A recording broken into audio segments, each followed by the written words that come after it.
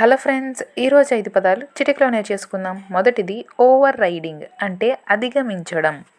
అంటే ఒక పవర్ అనేది ఉపయోగించి దేనికైనా సరే ప్రాధాన్యత ఇవ్వడం, లేదా ఒకదాన్ని పక్కన పెట్టండి అని చెప్పే అథారిటీ అన్నమాట. ఫర్ ఎగ్జాంపుల్, ఇప్పుడు పాత లాస్ కొత్త లాస్ ఉన్నాయి కదా.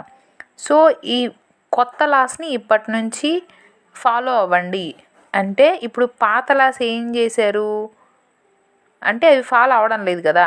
సో ఇప్పుడు పాత లాస్ని ఓవర్ రైడ్ చేసాయి ఏవి, న్యూ లాస్ కదా.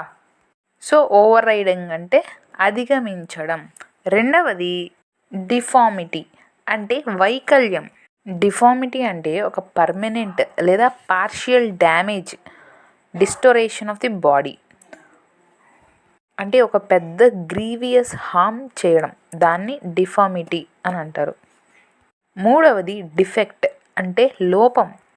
డిఫెక్ట్ అంటే ఒక ఫాల్ట్ లేదా ఒక ప్రాబ్లమ్ లేదా ఒక ఇంపర్ఫెక్షన్. ఒక డిఫెక్ట్ అంటే ఒక లోపం ఉన్నిందనుకోండి ఏదైనా డాక్యుమెంట్లో, ఆ డాక్యుమెంట్ చెల్లుతుందా అంటే చెల్లదు. అది పరిపూర్ణంగా ఎలాంటి లోపం లేకుండా ఉండాలి డాక్యుమెంట్. అప్పుడే ఆ డాక్యుమెంట్కి ఒక వాల్యూ అనేది ఉంటుంది.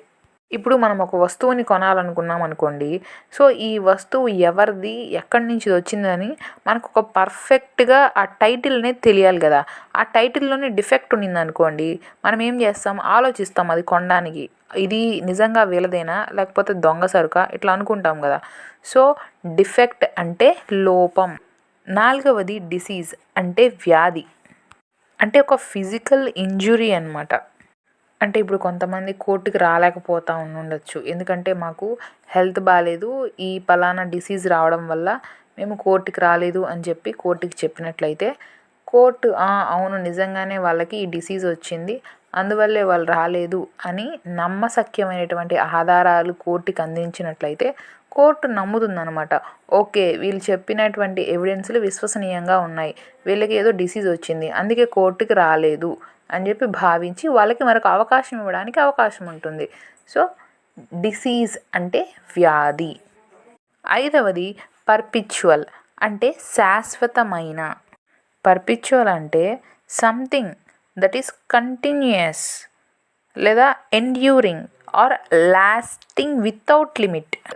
For example, a law that is permanent and cannot be easily changed or repealed.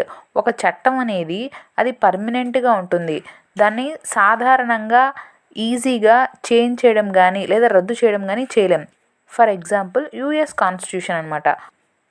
అది ఒక పర్పిచువల్ స్టాట్యూట్, ఎందుకంటే అది శాశ్వతంగా ఉంటుంది. ఇంకొక ఎగ్జాంపుల్ తీసుకుంటే పర్పిచువల్ కాపీరైట్ అంటారు.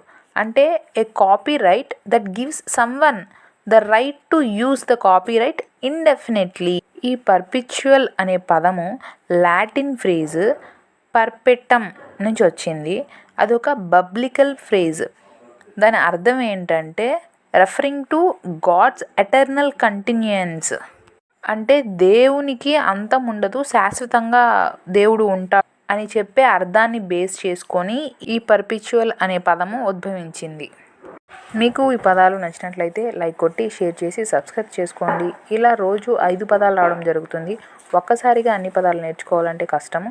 సో ఇలా 5 నేర్చుకుంటే ఈజీగా గుర్తుంటాయి. మరో వీడియోతో మళ్ళీ కలుస్తాను. బాయ్.